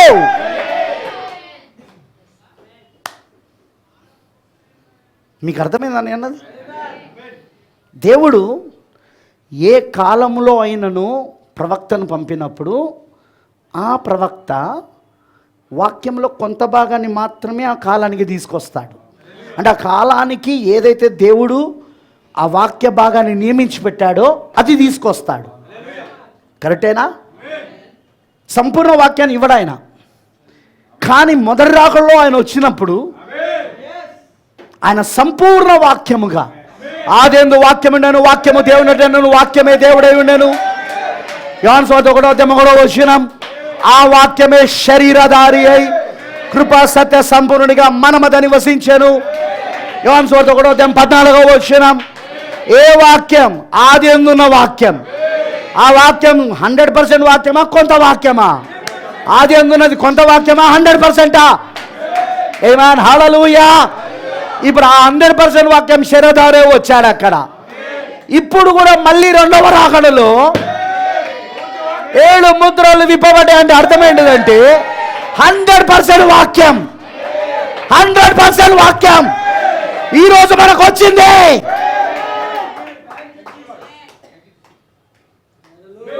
హండ్రెడ్ 100% వాక్యం వచ్చింది ఈ రోజున. ఎందుకంటే మళ్ళీ మనిషి కుమారుడు. ఎంతమంది నమ్ముతున్నారు? విలియం బ్రెన్హామ్లో, ఆ ముస్కులో, ఆ ఎన్మార్ఫేలో ఏకైక మనిషి కుమారుడి పరిచర్య. ఏకైక మనిషి కుమారుడు ఎవరు? యేసుక్రీస్తు కాదా? 100% వాక్యం కాదా? ఏకైక మనిషి కుమారుడు ఎవరు? యేసుక్రీస్తు కాదా? 100% వాక్యం కాదా? సంపూర్ణ వాక్యం కాదా? విలియం బ్రెన్హామ్లో శరీరధారి అయిందా లేదా? లూకా 17:26-30 నెరవేరు జరిగినాయా లేదా? అక్కడ ఆదికాండం 18లో అబ్రాహాము శారాల దగ్గరికి 100% వాక్యం మానవ శరీరం దాచుకొని వచ్చిందా లేదా? ఈ వర్తమానంలో అన్ని లేదని చెప్తాడు ఆ దయ్యం పట్టినోడు. గుర్తుపెట్టుకోనండి, పాస్టర్ దాచబడున్న ఆహారం తీసుకొని బోధించాలి. వేరే ఏది చెప్పడానికి వీల్లేదు. ఎందుకు? 100% వాక్యం వచ్చింది, మర్మమంతా సమాప్తమైంది. చూడండి, దేవుడి వాక్యంలో మర్మమంతా సమాప్తం అంటే ఏంటో తెలుసా? మొత్తం 7 డైమెన్షన్స్, దృశ్య ప్రపంచాలు, అదృశ్య ప్రపంచాల గురించి దేవుడు చెప్పేశాడు. బైబిల్లో ఇద్దరు వ్యక్తులు పరదేశికి వెళ్ళిన వారు, నరకానికి వెళ్ళిన వారు. ఒకరు యేసుక్రీస్తు అయితే మొదటి రాకల్లో, రెండవ రాకల్లో విలియం బ్రానమ్. అవునా కాదా? ఆయన నరకానికి వెళ్ళలేదా? ఆయన పరదేశికి వెళ్ళలేదా? ఆయన వెళ్ళి రాలేదా? ఆయన ఎందుకు వచ్చింది అనుకుంటా? 100% వాక్యం. జీసస్ 100% వాక్యం. ఆయన నరకానికి వెళ్ళాడు, పరదేశికి వెళ్ళాడు. అలానే ఈ రోజున 100% వాక్యం. మళ్ళీ ఏకైక మనిషి కుమారుడు మరలా ఈరోజు నరకానికి వెళ్ళాడు, అటు పరదేశికి వెళ్ళాడు. ప్రైజ్ లార్డ్, హల్లెలూయా. నేను చెప్పేది మీకు అర్థమవుతున్నదా? అర్థమైందా నేను చెప్పింది? ఈరోజు ఆహారము మనకి ఏదైతే ఉంచబడిందో టేపులలో, ఆహారాన్ని ఈరోజు మనం తింటాం. ఇక్కడ ప్రవక్త బ్రెన్హామ్ గారి కంటే బాగా చెప్తాడు ఈయన. Something wrong spirit. ప్రవక్త బ్రెన్హామ్ చెప్పిన దాంట్లో అన్నీ లేవు. సంథింగ్ రాంగ్ స్పిరిట్, ఏదో తప్పు ఉన్నది, మన లోపల ఏదో దయ్యం ఉన్నది. ఈ వర్తమానంలో అన్నీ లేవని ఎవడు చెప్తున్నాడో వాళ్ళలో దయ్యం ఉన్నది. చెప్తా నేనండి, 1200 వర్తమానాలు నువ్వు ఒకసారి చదివినా నీకు అర్థం కాదు. అది దేవుడు దాన్ని బయలుపరచాలా. అది కూడా ఆయన తన సమయం ప్రకారముగా, తన కాలం ప్రకారంగా ఆయన బయలుపరుస్తూ ఉంటాడు. 65 ఏళ్ల క్రితం చెప్పబడిన ఈ వర్తమానము ఈరోజు మనకి ఇప్పుడు తెరవబడతా ఉన్నది. ఎందుకంటే ఆ వర్తమానం, పలకబడిన వర్తమానం కూడా పరిశుద్ధ ఆత్మ బయలుపరిస్తేనే తప్ప నీకు అది రాదది. పైగా బయలుపట అందరికి ఇస్తాడా? అట్లయితే మనం పుస్తకాలు అందరికీ పంచి పెడతానండి, డినామినేషన్ వాళ్ళకు కూడా. ఎవరికైనా అర్థమవుతుందా చెప్పండి నాకు. అదిగో అక్కడ యూట్యూబ్లో ప్రవక్త గారి యొక్క మెసేజ్లన్నీ పెడుతున్నాం, ఎంతోమంది వింటున్నారు, కానీ ఎవరికైనా అర్థమవుతుంది అవి? ఎందుకు? పరిశుద్ధాత్మ దాన్ని బయలుపరచాలా. బయలుపరచబడాలంటే నువ్వు ఏర్పరచబడి ఉండాలా. బయలుపరచబడాలంటే నువ్వు ఎన్నుకోబడి ఉండాలా. ఎన్నుకోబడి ఏర్పరచబడి ముందు నిర్ణయించబడితే తప్ప నీకు దేవుని ఒక ఆత్మ దీన్ని నీకు బయలుపరచడు. ఈ బయలుపాటు లేనోళ్ళే చెప్పే ప్రసంగాలన్నమాట. ఈ రొట్టె అంటే ఒకటే రొట్టె ఇదా నాకు జీవారం? మీకు అందరికి నేను ఇప్పుడు జీవారం రొట్టెనిస్తానా? ఆయన మత్తయి వార్త 4వ అధ్యాయం 4వ వచనంలో క్లియర్గా చెప్పిండు. ఆయన మనుషుడు బ్రతుకుచున్నది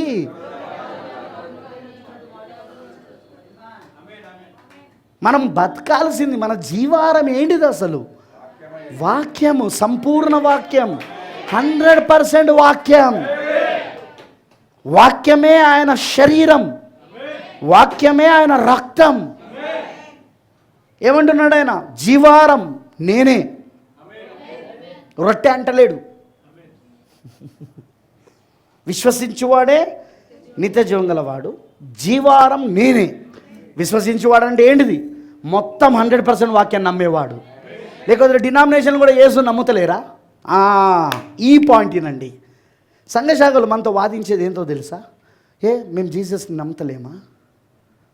వాదించలే ఎప్పుడన్నా మీతో ఈ మాట? నాతో చాలాసార్లు వాదించారు. మేము కూడా జీసస్నే కదా నమ్ముతున్నది, మేము కూడా యేసునే కదా నమ్ముతున్నది, మేము కూడా ఆయనకే కదా పాటలు పాడుతున్నది, మేము ఆయనకే కదా ప్రార్థన చేస్తాంది, యేసుక్రీస్తుకే ప్రార్థన చేస్తాం, యేసుక్రీస్తుకే పాటలు పాడుతాం, యేసుక్రీస్తునే నమ్ముతాం, యేసుక్రీస్తునే అందరికీ ప్రకటిస్తాం సువార్త. మేమెట్లా పరలోకం పోం? తేడా ఏముందంటే 100% వర్డ్, 100% వాక్యం. వాళ్ళు నమ్మరు. మీకు వెనక్కిందా? బ్రదర్ బేనమంటాడు, అవ్వ దగ్గరకు వచ్చే అపవాది దేవుడు లేడని చెప్పలే. దేవుడు లేడని చెప్పలే. అవ్వ దగ్గరకు వచ్చేవాడు దేవుడు లేడు, దేవుడు అనేవాడే లేడు అని నాస్తికురాలుగా ఆమెను చేయడానికో, హేతుబుద్ధితో హేతువాదంతో వాదించలేదు. వాడు ఏం చేశాడు అంటే తెలివిగా సంపూర్ణమైన వాక్యాన్ని నమ్మకుండా కొంత వాక్యాన్ని నమ్మేటట్లు చేశాడు వాడు. మీకు అర్థమైందా నేను చెప్పింది? అదే ఆమెను మోసం చేశాడని ప్రవక్త అన్నాడు.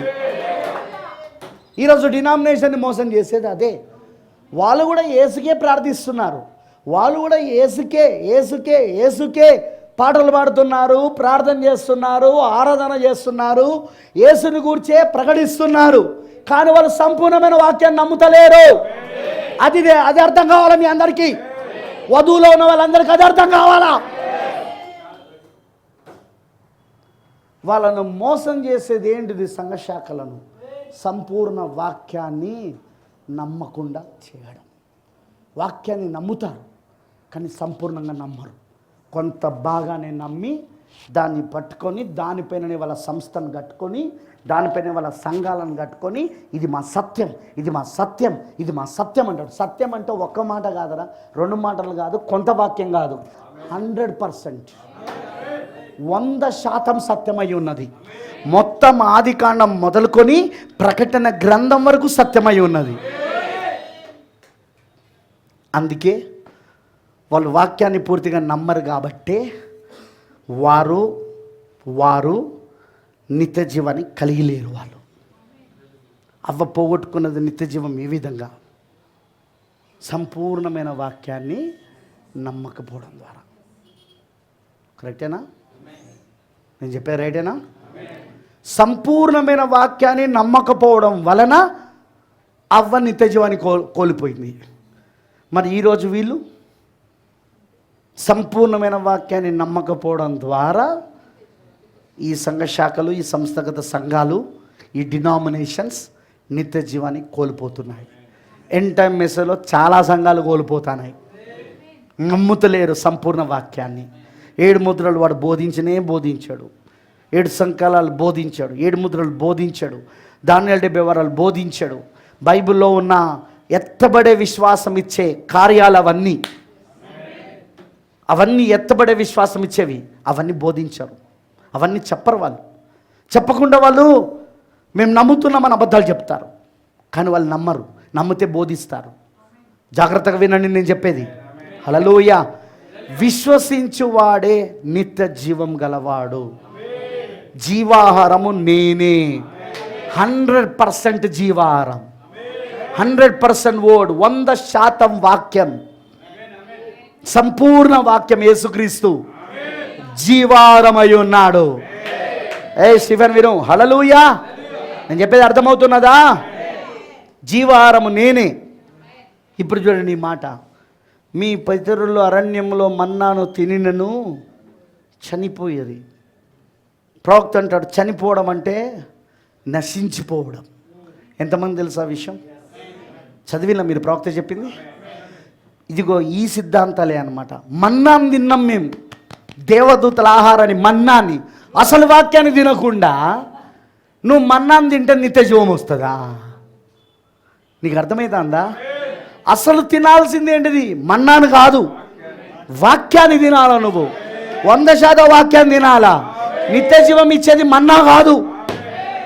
నిత్య జీవం ఇచ్చేది మన్నా కాదు. మరి నిత్య జీవం ఇచ్చేది ఏంటిది? వాక్యం. హల్లెలూయా.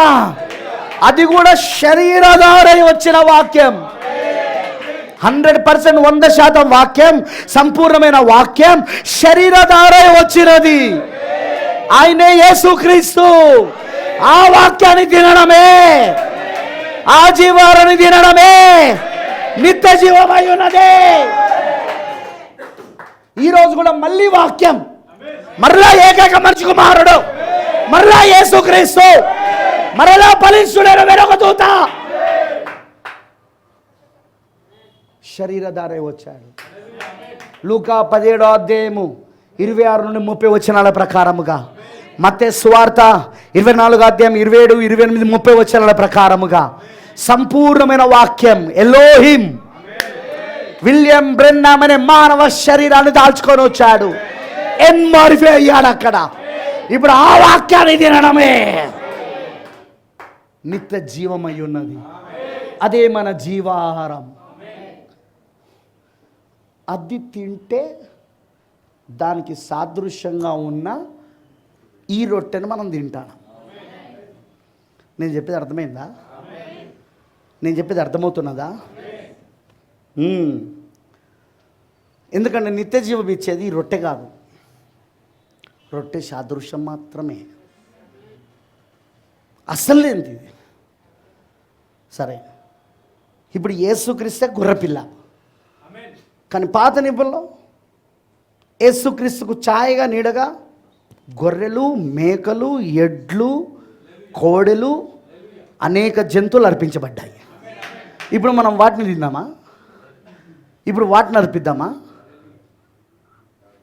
ఇప్పుడు వాటిని అర్పిద్దామా? గొర్రెలను, మేకలను, ఎడ్లను అర్పిద్దామా? ఎందుకు? అవి ఛాయ, నీడ. అవి నిజ రూపం యేసుక్రీస్తు అయి ఉన్నాడు. యేసుక్రీస్తు రక్తములోనికి రావడమే ఈరోజు గొర్రెపిల్ల రక్తం కిందికి రావడం కాదా? యేసుక్రీస్తు శరీరాన్ని తినడమే, యేసుక్రీస్తు శరీరాన్ని తినడమే ఈరోజు మనము గొర్రెపిల్ల శరీరాన్ని తింటాం. ఎందుకంటే ఇది ఎక్కడ మొదలైందంటే పస్కా దగ్గర మొదలైంది. కమ్యూనియన్ ఎక్కడ మొదలైంది? ఫస్ట్ దేవుడు దానిని ఇజ్రాయేలులకు పస్కాగా ఇచ్చాడు ఆయన. వాళ్ళ క్యాలెండర్ కూడా పండుగలతో మొదలైంది. వాళ్ళ మొదటి నెల క్యాలెండర్ పస్కాతో మొదలవుతుంది. అవునా? వాళ్ళకు క్యాలెండర్ని దేవుడు ఎట్లిచ్చాడంటే అక్కడ పండుగలతో ఇచ్చాడు ఆయన. పండుగల ద్వారా వాళ్ళ క్యాలెండర్ వచ్చింది వాళ్ళకు.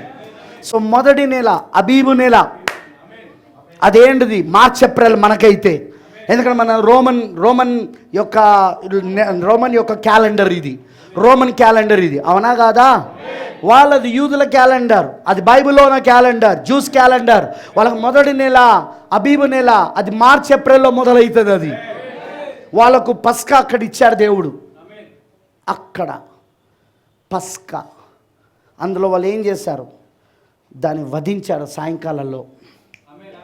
10 రోజులు దాని ఉంచి ఇంకా 14వ రోజున దాన్ని వధించాల. చదవండి మీరు బైబిల్లో, 23వ అధ్యాయంలో ఉంది, లేవికాండంలో. దాన్ని వధించి దాని రక్తమును ద్వారబంధకముల పైన, నిలువడి కొమ్మల పైన, అడ్డకొమ్మల పైన గుర్తుగా రాయాలి. దాని మాంసమును వండుకొని తినాలి. కరెక్టేనా? దాని అంతరింద్రములతో సహా దాన్ని వండుకొని తినాలి. దానిని తినేటప్పుడు చేదైన కూరలతో తినాలి, పొంగని రొట్టెలతో తినాలి, పులియని రొట్టెలతో చేదైన కూరలతో దాన్ని తినాలి, ఆ మాంసాన్ని. ఇవన్నీ యేసులో నెరవేర్పు జరిగినాయా? వినబడతలా? నిజ రూపం ఎవరు? యేసుక్రీస్తేగా. ఈరోజు మనం రోజు ఏం చేస్తానో, మనం రోజు ఒకరోజు కాదు, ఈరోజు కాదు, ప్రతిరోజు ఏం చేస్తున్నాం? మనం ఆయన మాంసాన్ని తింటాను, మన శరీరాన్ని, ఆయన మాంసాన్ని తింటున్నామా? ఆయన రక్తాన్ని తాగుతాం. ఏంటది? పరిశుద్ధాత్మ. ప్రవక్త గుర్తు అనే వర్తమానంలో ఏం చెప్పాడు? పాత నిబంధనలోనైతేనో గొర్రెపిల్ల రక్తాన్ని తీసుకొని, ఆ కెమికల్ని, ఆ రసాయనం తీసుకొని ద్వారబంధకముల పైన, అడ్డుకొమ్మల పైన రాయాల. అది గుర్తు. కానీ కొత్త నిబంధనలో అది కాదు గుర్తు. ఇప్పుడు గుర్తు ఏంటిది? పరిశుద్ధాత్మ. ఎందుకంటే రక్తములో జీవం ఉన్నది, ఆ జీవమే ఆత్మ ఉన్నది. అదే ఈరోజు విశ్వాస బలికి గుర్తుగా వస్తా ఉన్నది. ప్రతిరోజు నువ్వు పరిశుద్ధాత్మతో నింపబడతావు. నింపబడతలేవా? ప్రార్థన చేసినప్పుడల్లా అభిషేకం పొందుకోవట్లేదా? ఆ పరిశుద్ధాత్మ భావం పొందుకోవట్లేదా? ఆమేన్, హల్లెలూయా. ప్రతిరోజు వాక్యాన్ని తింటా ఉన్నావు. ఎందుకంటే వాక్యమే జీవారమై ఉన్నది, వాక్యమే జీవజలమై ఉన్నది. ఇది నిత్య జీవాన్ని ఇస్తుంది. దీనికి ఛాయ మనం రొట్టె. ఛాయ ఎందుకు? అది కూడా ప్రవక్త ఏమన్నాడంటే, కమ్యూనియన్ మెసేజ్ చివరి వర్తమానంలో, సావాసం అనే వర్తమానంలో ఏం చెప్పాడంటే, కొత్త నిబంధనకు వచ్చినప్పుడు ఏది భౌతికంగా చేసేది లేదు. ఏదన్నా ఉందా భౌతికంగా చేసేది? ఏది లేదు. కానీ పాత నిబంధన మొత్తం భౌతికంగానే చేయాలా. మొదటి నెల రావడితోటే పస్కా పండుగ కోసం ఇజ్రాయేలు ప్రపంచంలో ఎక్కడున్నా అతను ఇజ్రాయేలుడైతే యెరూషలేముకి రావాలి పండుగను ఆచరించడానికి. వచ్చినప్పుడు ఫస్ట్ నెలలో ఆబీబు నెలలో వచ్చే పస్కా పండుగ, పులియన రొట్టెల పండుగ మరియు ప్రథమ ఫలముల పండుగ, ఆ తర్వాత 50 రోజుకి ఏది పస్కా పండుగ దగ్గర నుండి మొదలుకొని 50 రోజులకు వచ్చే పెంతెకోస్తు పండుగ వరకు అక్కడే ఉండాలి. మళ్ళీ తిరిగి వెళ్ళొచ్చు వాళ్ళు వాళ్ళ దేశాలకు, ఎక్కడెక్కడ సెటిల్ అయ్యారో, ఎక్కడెక్కడ వ్యాపారాలు చేస్తున్నారు, ఎక్కడెక్కడ ఇల్లు కట్టుకొని ఉన్నారో. మరలా 7వ నెలలో, అది సెప్టెంబర్, ఇదో మన రోమన్ క్యాలెండర్ ప్రకారంగా మార్చ్ ఏప్రిల్, అదో సెప్టెంబర్ అక్టోబర్, 7వ నెల వాళ్ళకు. నీకు అర్థమైందా నేను అన్నది? మరలా బూరల పండుగ మొదలవుతుంది వాళ్ళకు. ఆ బూరల పండుగ వాళ్ళందరూ మరలా దేవుడి మందిరం దగ్గరికి రావాలా. అట్లాంటిది ఇప్పుడు ఏమైనా ఉందా మనకు? కానీ మనం పస్కా పండుగ ఆచరిస్తాం, పులియన రొట్టెల పండుగ ఆచరిస్తాం, ప్రథమ ఫలముల పండుగ ఆచరిస్తాం, పెంతెకోస్తు పండుగ ఆచరిస్తాం. అవన్నీ నేను చాలాసార్లు ప్రసంగాలు చేసిన. నేను యెహోవాకు 7 పండుగలు ఏ విధంగా ఇప్పుడు మనలో వధువులో నెరవేర్పు జరుగుతానే అవి విన్నారా మీరు? ఆ మెసేజ్లు యూట్యూబ్లో ఉన్నాయి, వినండి కావాలంటే. ప్రైజ్ ది లార్డ్, హల్లెలూయా. ఇప్పుడు మనం బూరల పండుగ ద్వారా తిరిగి అపోస్తల బోధ దగ్గరికి వచ్చినాం. అపోస్తల బోధలోనికి బూరల పండుగ ద్వారా వచ్చిన తర్వాత ప్రాయశ్చిత్త పండుగ మొదలైంది.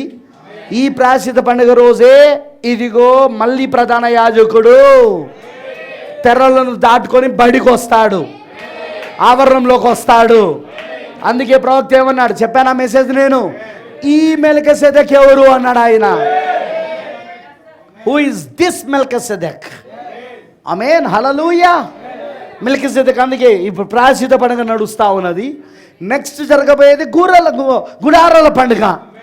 ఏంటి? తాత్కాలికమైన ఈ గుడారాలు తీసివేయబడి శాశ్వతమైన గుడారంలోనికి మనం వెళ్ళబోతున్నాం. మనము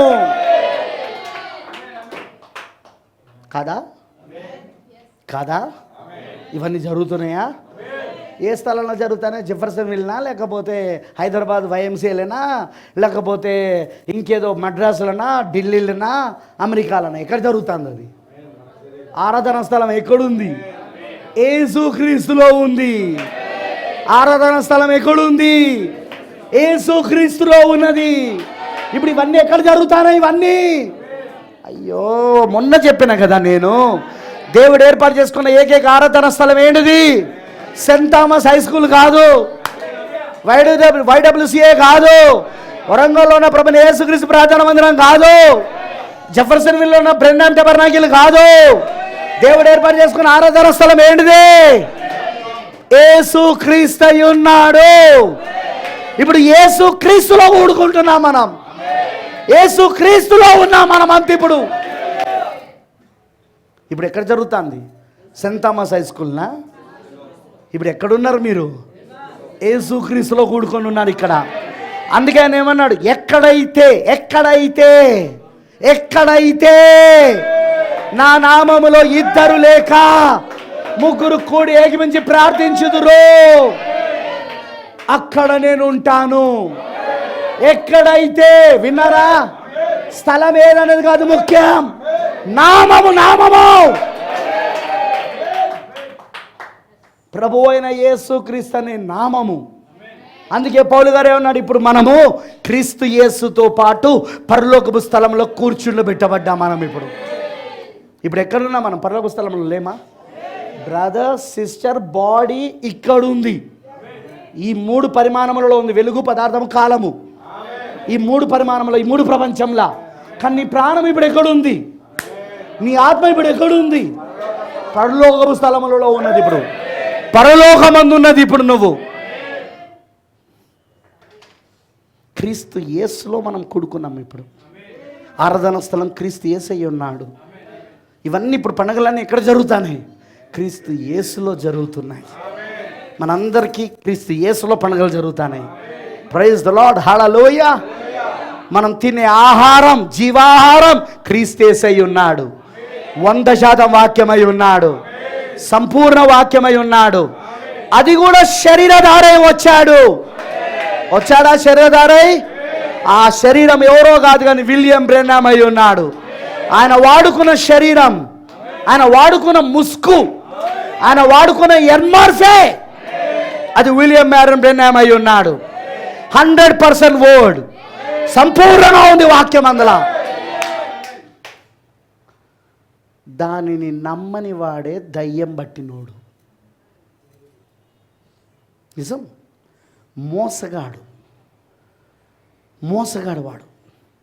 మోసపోయేటోళ్ళు మరి అట్లాంటి వాళ్ళు వస్తేనేగా మోసపోయేది. మరి మోసం చేసేటోళ్ళు ఎవరు కావాలి? అట్లాంటి వాళ్ళు కావాలిగా. వీళ్ళ ఉజ్జీవం, వీళ్ళ బోధ, వీళ్ళ సిద్ధాంతం కొద్ది రోజుల దాకా ఎగురుతూ ఉంటుంది. కొద్ది రోజుల తర్వాత అది అబద్ధమని వాళ్ళకు కూడా తెలిపోయి చల్లారిపోతూ ఉంటుంది. ఇక అది నిజం. అది గుర్తుంచుకోండి. ఆ రోజు పితరులు మన్నా తిన్నా వాళ్ళు చనిపోయారు, నశించిపోయారు. ఇంకో దగ్గర అంటాడు రాలిరి అంటాడు. అరణ్యంలో వాళ్ళు రాలిరి అంటారు. అదేమిటి? రాలిపోవడం అంటే ఏంటిది? నశించిపోయారు అన్నాడు. ఏంటి? మన్నా తిని. ఎందుకు మన్నా తింటే లాభం? సంపూర్ణ వాక్యం తినకపోతే. మీకు అర్థమైందని అన్నాడు. రొట్టెలో ఏం లేదు. ఈ రొట్టెను మళ్ళీ మార్టిన్ లూథర్ కనుక ఇక్కడ ఉండి నిలబడి ప్రసంగం చేస్తే మళ్ళీ రొట్టెను తీసి కింద కొడతాడు. మీకు అర్థమైందని అన్నది? మళ్ళీ రొట్టెను తీసి నేలకేసి కొడతాడు. ఇది కాదురా క్రీస్తు శరీరము. క్రీస్తు శరీరం ఇది వాక్యం, ఇది క్రీస్తు శరీరం అంటాడు. ఇది కేవలం ఛాయ, నీడ మాత్రమే. ఇది రోమన్ క్యాథలిక్ ఆత్మ. రొట్టె క్రీస్తు శరీరం అని చెప్పడం, సాదృశ్యం అని చెప్పకుండా, ఇది క్రీస్తు శరీరానికి సాదృశ్యం అని చెప్పకుండా క్రీస్తు శరీరం అని చెప్పేది రోమన్ క్యాథలిక్ ఆత్మ, రోమన్ క్యాథలిక్ సిద్ధాంతం. మీకు అర్థమైందని అన్నది? మర్చిపోకండి ఈ మాట. హల్లెలూయా. నెక్స్ట్, మీ పితరులు అరణ్యంలో మన్నాను తినను చనిపోయారు. దీనిని తినువాడు చావకుడున్నట్లు పరలోకం నుండి దిగి వచ్చిన ఆహారం ఇదే. ప్రకటన 10. బలిష్ఠుడైన వేరొక దూత పరలోకము నుండి దిగి వచ్చిన జీవారం ఆయనే. నేను ఇక్కడ క్లియర్ చేస్తాను. ఇక్కడ టైం ఇప్పుడు వచ్చింది కాబట్టి నేను చెప్పాలి దీన్ని. ఆయన చేతిలో పుస్తకం ఉన్నదన్నాడు. ఆయన చేతిలో పుస్తకం ఉన్నదన్నాడు. ప్రకటన 10లో మనం చదివినాం, చాలాసార్లు చదివినాం కదా. బలిష్ఠుడైన వేరొక దూత పరలోకము నుండి దిగి వచ్చాడు, మేఘము ధరించుకొని వచ్చాడు. ఆయన చేతిలో చిన్న పుస్తకం అన్నాడు. ప్రకటన గ్రంథం అనేది సింబల్, గుర్తులు. నిజమైంది కాదు అది. అంటే ఆయన గుర్తుల రూపంలో చూశాడు దాన్ని. ఇప్పుడు నేను అడుగుతాను, ఆ పుస్తకం వేరు, దిగొచ్చిన ఆయన వేరా? ఆ పుస్తకం వేరు, దిగొచ్చిన ఆయన వేరా? ఆ చిన్న పుస్తకము ఆ దిగొచ్చిన ఆయన కాదా? అయ్యయ్యో, మీకు అర్థం కావట్లేదా? ఆ చిన్న పుస్తకం 7 ముద్రల గ్రంథము, ఏది ఆదికాండం మొదలుకొని ప్రకటన గ్రంథం వరకు ఆ వాక్యం, విప్పబడిన వాక్యం, తెరవబడిన వాక్యం, తెరవబడిన పుస్తకము యేసుక్రీస్తు కాదా? గ్రంథాన్ని తినడం అంటే యేసుక్రీస్తుని తినడం కాదా? ఎందుకంటే ప్రవక్త మెసేజ్ అంటాడు, 7 ముద్రల గ్రంథం ఎవరో కాదు, యేసుక్రీస్తే, గొర్రె పిల్లయే. 7 ముద్రల గ్రంథం ఎవరో కాదు, యేసుక్రీస్తే. మరి ఏదైనా పట్టుకొచ్చినట్టు కనబడుతున్నాయంటే ఆయన ద్వారానే ఇవ్వబడుతుందని సింబాలిక్గా, గుర్తుగా అక్కడ చెప్పబడతా ఉన్నది.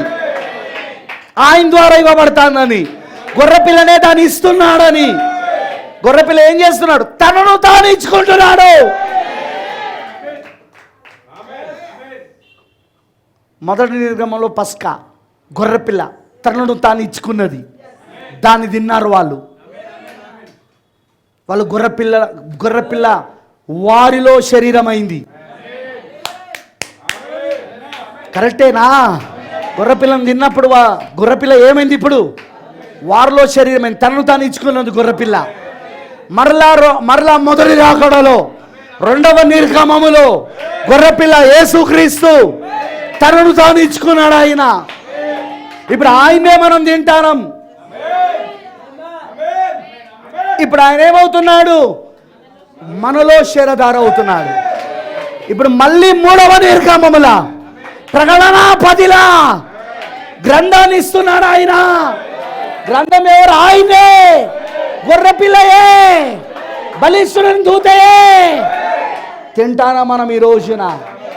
ఇప్పుడు ఆయన ఏమవుతున్నాడు? ఇప్పుడు ఆయన మనలో శరీరం అవుతా ఉన్నాడు ఈరోజు. మనలో రక్త మాంసములు అవుతా ఉన్నాడు ఈరోజు.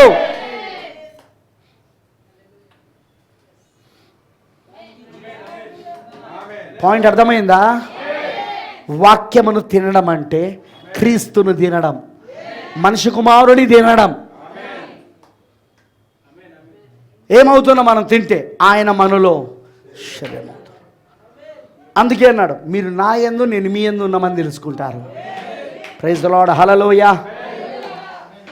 50 వచనం, దీన్ని తినువాడు చావకున్నట్లు పరలోకమును దిగొచ్చిన ఆహారం ఇదే. మొదటి రాకల్లో పరలోకము నుండి వచ్చింది, రెండో రాకల్లో ప్రకటన 10లో పరలోకము నుండి వచ్చింది. 51వ వచనం, పరలోకమును దిగొచ్చిన జీవాహారమును నేనే. ఎవడైనా ఈ ఆహారము భుజించితే వాడెల్లప్పుడూ జీవించును. రొట్టెని తింటే కాదరా బాబు, రొట్టెలు కాదు, వాక్యం. రొట్టెలు కాదు, రొట్టెలు తింటేంది తినకపోతేంది, వాక్యం తినాల నువ్వు. Praise the lord. హల్లెలూయా. వాక్యం తింటేనే నువ్వు రొట్టెని తినడానికి అధికారం అని బైబిల్ చెప్తాంది. ఎందుకంటే ఏదైతే ఆత్మ సంబంధంగా నువ్వు చేస్తున్నావో అది భౌతికంగా దాన్ని చూపించాలి. సహవాసం అనే వర్తమానం 1965లో చివరి వర్తమానంలో ప్రవక్త అన్నాడు, 3 ఉన్నాయి భౌతికంగా చేయాల్సినవి. ఒకటి నీటి బాప్తిజమం, రెండవది ప్రభురాత్రి భోజనం, అదే సహవాసం, మూడవది పాద పరిచర్య. కానీ ఆ మూడిటికి ఆత్మీయ అర్థాలు ఉన్నాయి. ఆత్మ సంబంధంగా చేయకుండా మూడింటిని చేయడానికి వీల్లేదు. హల్లెలూయా. నేను ఒక ప్రశ్న అడుగుతా. పౌలు గారు అన్నాడు, మనం క్రీస్తు ఒక శరీరమై ఉన్నాం, మనం అందరం అవయవమై ఉన్నాం అన్నాడు. అన్నాడా? ఒక శరీరానికి ఎన్ని అవయవాలు ఉంటాయి అంటావు? ఒక శరీరానికి ఎన్ని అవయవాలు ఉంటాయి? మరి క్రీస్తు ఒక శరీరములో ఉన్న ప్రతి సభ్యుడు అవయవమైతే ప్రకటన 7వ అధ్యాయంలో లెక్కింప శక్యము కాని జనసమూహమును చూశాడు. వాళ్ళే వధువు, 7 సంఘకాలంలో నుండి వచ్చిన వధువు, పెళ్లి కుమార్తె. మరి ఇప్పుడు ఆ పెళ్లి కుమార్తె లెక్కింప శక్యము కాని వధువు, లెక్కింప శక్యము కాని సభ్యులు, అదంతా క్రీస్తు శరీరం. అంటే ఇప్పుడు ఎన్ని అవయాలు ఉన్నట్టున్నది యేసు ప్రభుకి? ఇప్పుడు పిచ్చి పిచ్చి బోధలు అన్నమాట ఇవన్నీ. మీకు అర్థమవుతుందండి అన్నది? మనమందరం అవయవములమా కాదా? క్రీస్తు శరీరంలో భాగాలా కాదా? ఎన్ని భాగాలు ఉన్నాయి మరి? ఎన్ని అవయవాలు ఉన్నాయి మరి? అట్లంటే భౌతికంగా తీసుకుంటే ఆయన ఎట్లా కనబడాలి ఇప్పుడు మరిగా? మీకు అర్థమైందా ఏమైనా? ఇప్పుడు ఈ రొట్టెను భౌతికంగా తీసుకుంటున్నారు కొంతమంది. ఒకటే రొట్టె, ఎందుకంటే శరీరం ఒకటే కాబట్టి. ఓకే, ఒకటే రొట్టె, ఒకటే శరీరం. నేను అడుగుతానా, ఇప్పుడు ప్రపంచంలో 1,00,000 మంది ఉన్నారు వధువు, మొత్తం అన్ని దేశాలు కలిపితే. ఈ 1,00,000 మంది అందరు అవయాలే. ఇప్పుడు ఎన్ని ముక్కులు ఉన్నాయి ఆయనకు, ఎన్ని కళ్ళు ఉన్నాయి ఆయనకు, ఎన్ని కిడ్నీలు ఉన్నాయి ఆయనకు? మరి శరీరాలుగా అవన్నీ అవయాలు కదా అవన్నీ. దాన్ని నువ్వు భౌతికంగా తీసుకుంటావా? వినపడతలేదు నాకు. భౌతికంగా తీసుకుంటావా?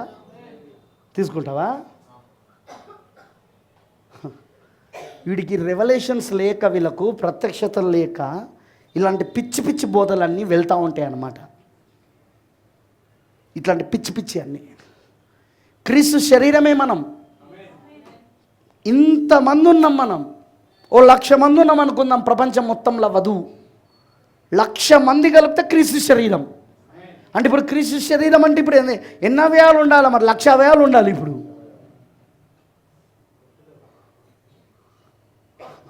అంటే నాన్ సెన్స్ బోధ, బుద్ధిహీనమైన బోధలు ఇవన్నీ. మీకు అర్థమైందా నేను చెప్పింది? ప్రైజ్ ది లార్డ్, హల్లెలూయా. రొట్టె అనేది సాదృశ్యం మాత్రమే. ప్రవక్త బ్రెన్హామ్ గారు ఎక్కడ కూడా ఒకటే రొట్టె ఇవ్వమని చెప్పలే. ప్రవక్త బ్రెన్హామ్ గారు ఎక్కడ కూడా ఒకటే రొట్టె ఇవ్వమని చెప్పలే. ఓన్లీ బిలీవ్ మ్యాగజైన్ వాళ్ళు ఎవరు అంటే సిస్టర్ రిబెకా స్మిత్, ఆమె ప్రింట్ చేసింది. ఆమె బ్రతుకున్నప్పుడు ప్రింట్ చేసి చాలా విషయాలు ఆమె అందులో చెప్పింది. ఆమె సాక్ష్యాలు పర్సనల్గా చాలా విషయాలు ఆమె చూసినవి, ప్రవక్త చెప్పినవి అవన్నీ ఆమె చెప్పింది. అందులో వాళ్ళు లార్డ్ సప్పర్ గురించి, కమ్యూనియన్ గురించి చేసినప్పుడు ఫోటో ఫస్ట్ వాళ్ళ యొక్క మ్యాగజైన్ హెడ్డింగ్లోనే ఫోటోలో లార్డ్స్ కమ్యూనియన్ అని పెట్టి, ఈరోజు నేను దాన్ని షేర్ కూడా చేసినాం మేము ఆల్రెడీ మన దాంట్లో. ఒక్క రొట్టె లేదు, 4-5 రొట్టెలు ప్లేట్లో ఉన్నాయి. మరి ఫోటో అక్కడ 4-5 రొట్టెలు వేసింది. అక్కడ ఓన్లీ బిలీవ్ మ్యాగజైన్లో వేశారు వాళ్ళు. మరి 4-5 రొట్టెలు ఎందుకు వేసిండ్రు? ఒకటే రొట్టె అలాగా. వీళ్ళకు తెలియదన్నమాట. బుద్ధిహీనమైన బోధలు వీళ్ళన్నీ, బుద్ధిహీనమైన ప్రసంగాలు. క్రీస్తు శరీరం ఒకటే అయితే, ఒకటే రొట్టె అయితే నేను అడుగుతా, మరి ఇప్పుడు నేను ఇక్కడ ఇస్తానా, వరంగల్ ఇస్తానా? ఇప్పుడు 2 రొట్టెలైనాయిగా. మరి సరే నన్ను పక్క పెట్టాయి ఉన్నాయి. ఇప్పుడు ఒక 250 సంఘాలు ఉన్నాయి ఆంధ్రప్రదేశ్ తెలంగాణలో, ఎంటమేసే సంఘాలు. ప్రతి సంఘంలో ప్రభురాజు భోజనం ఇస్తారు. మరి 250 రొట్టెలైనాయిగా. మరి అంటే 250 శరీరాలు అయినట్టేనా? నేను చెప్పేది ఏమైనా అర్థమవుతుందా మీకు? 250 శరీరాలా ఇప్పుడు ఇవి? బుద్ధిహీనుడు. ఇట్లాంటి బుద్ధిహీనమైన బోధలు, ఇట్లాంటి సిల్లి బోధలు అంటారు వీటిని. ఈ బోధలు తీసుకొచ్చి జనాలను వేరు చేయడానికి ప్రయత్నిస్తారు. సంఘంలో నుండి చెడగొట్టాలని చూస్తారు, సంఘం నుండి వేరు చేయాలని చూస్తారు. బుద్ధిహీనమైన బోధ. అట్లయితే ఒక్కొక్క సంఘం ఒక్కొక్క రొట్టె ఇయ్యొద్దు. సంఘాలని ఏకమై ఒకటే రొట్టె ఇవ్వాలా. ప్రపంచంలో ఉన్న సంఘాలని కలిపి ఒకే శరీరం కదా. మరి ప్రపంచ సంఘాలన్నీ ఒకటే అయ్యి ఒక దగ్గరనే కూర్చొని ఒక దగ్గరనే రొట్టె తీసుకోవాలా. అది కూడా ఒకటే రొట్టె.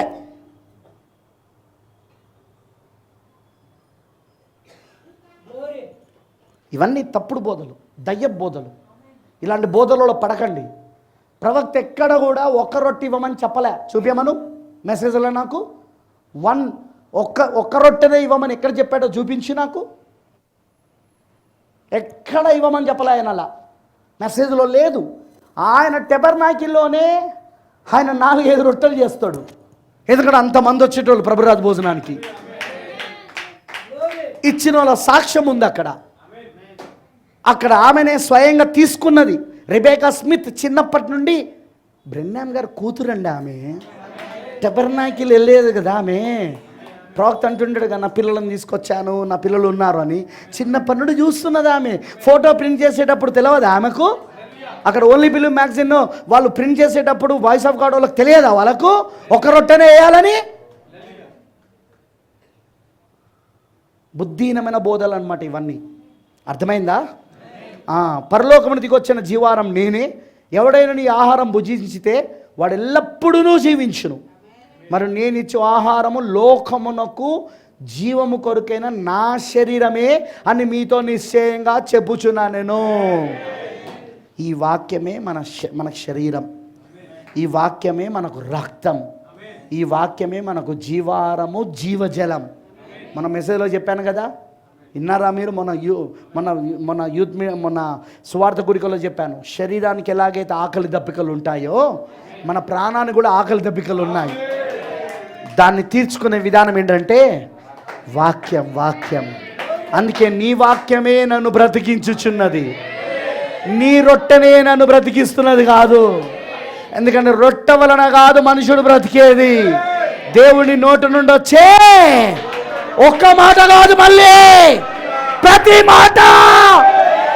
ఆదికాండం మొదలుకొని ప్రకటన వరకు 100% వర్డ్, 100% వాక్యం, సంపూర్ణ వాక్యం. అది ఈ కాల వర్తమానమై ఉన్నది, అది గడియ వర్తమానమై ఉన్నది, అది కాల వర్తమానం. అది సంపూర్ణ వాక్యం. ప్రతి మాట ముద్రలన్నీ విప్పబడ్డాయి. బైబిల్ కొన్న 7 ముద్రలు విప్పబడి ఎంటైర్ బైబిల్ తెరవబడ్డది అన్నాడు ఆయన. చదివించిన నేను చాలాసార్లు రాదని బైబిల్ అంతా తెరవబడింది అన్నాడు ఆయన. ఈ వర్తమానంలో అన్ని లేవని చెప్తున్నాడు అని వాడు దయ్యం పట్టినోడు కాదా? దయ్యం పట్టిన వాళ్ళ దగ్గరికి వెళ్ళి మనల్ని అంటాను మళ్ళీ, నేనిచ్చు ఆహారము లోకమునకు జీవం కొరకే నా శరీరం అని మీతో నిశ్చయంగా చెప్పుచున్నాను. ఈ మాట నేడుతోడే యూదులకు భౌతికంగా వెళ్ళిపోయింది. చూడండి చూడండి చూడండి, ఇదిగో ఇక్కడ మనకు కూడా యూదులు ఉన్నారు రోయ్, మన మెసేజ్లో కూడా యూదులు ఉన్నారు. యూదులు వీళ్ళు యూదులు అనమాట, భౌతికంగా వెళ్ళటోళ్ళు వీళ్ళు. భౌతికంగా ఈయన తన శరీరం ఎలాగో తిననీయగలడని ఒకరితో ఒకడు వాదించిరి. ఆయన చెప్తున్నది ఏంటిది, వీళ్ళు చెప్పేది అర్థం చేసుకోలేదు ఏంటి? యూదులు ఈరోజు కూడా ఉన్నారు ఆ మెసేజ్లో. యూదులు ఇలాంటి దరిద్రపు యూదులు మన దగ్గర కూడా ఉన్నారా? ఉన్నారు. వీళ్ళు ఏం చేస్తారు? సంఘాన్ని వదిలిపెట్టి వెళ్ళిపోతారు. ఇక్కడ వీళ్ళు ఏం చేశారు? యేసును విడిచిపెట్టి వెళ్ళిపోయారు. జస్ట్ ఈ బోధ కోసం, ఈ వాక్యం కోసం. నా శరీరం తిని కింద అంటారు చూడండి. కావున యేసు ఇట్లా, నేను మీరు మనిషి కుమారుని శరీరం తిని ఆయన రక్తము త్రాగుతనే కానీ మీలో మీరు జీవం గలవారు కారు. నా శరీరము తిని నా రక్తం త్రాగువాడే నిత్య జీవం గలవాడు. అంత దినమున నేను వానిని లేపుదును. నా శరీరం నిజమైన ఆహారమును, నా రక్తం నిజమైన పానమునై ఉన్నది. నా శరీరం తిని నా రక్తం త్రాగువాడు నా యందును నేను వాని యందును నిలిచిందుము. ఇదంతా భౌతికంగానా ఆత్మీయంగానా? భౌతికంగానా ఆత్మీయంగానా? భౌతికంగానా? కాదు కాదు కాదు కాదు కాదు కాదు. ఆ రోజు ఆయన రొట్టెను ఎత్తుకొని ఇది మీ కొరకైనా నా శరీరం అని చెప్పి విరిచిచ్చాడు. అది ఇచ్చింది ఆయన చెప్తున్నది ఇది ఒకటేనా? కాదు, అది ఛాయ, అది సాదృశ్యం. అది ఆ రొట్టె క్రీస్తు శరీరానికి రిప్రజెంటేషన్ అన్నాడు, ప్రాతినిధ్యం అన్నాడు ఆయన. కానీ క్రీస్తు శరీరం అంటే దేవుడు వాక్యమే క్రీస్తు శరీరం. అది నువ్వు తిన్నప్పుడు ఆయన మన యందు నిల్చున్నాడు, మనము ఆయన యందు నిల్చున్నాం. ఏమేన్? అర్థమైంది అందరికీ? ఇప్పుడు మనం ఎందుకు తీసుకుంటున్నాం పాస్టర్ గారు? ఎందుకంటే 3 ఆజ్ఞలు భౌతికంగా చేయమని ప్రభు చెప్పాడు. అది కూడా రిప్రజెంటేషన్, అది కేవలం ఒక ప్రాతినిధ్యం అన్నమాట, సాదృశ్యం అన్నమాట. వింటున్నారా? యేసు చెప్పాడు కాబట్టి మనం చేస్తాం ఈరోజు. కానీ ఆయన అసలు చెప్పింది ఏంటిది అంటే వాక్యాన్ని తినమన్నాడు ఆయన. 100% వాక్యాన్ని. ఆమేనంటారా? Let's pray. ప్రార్థించుకుందాం.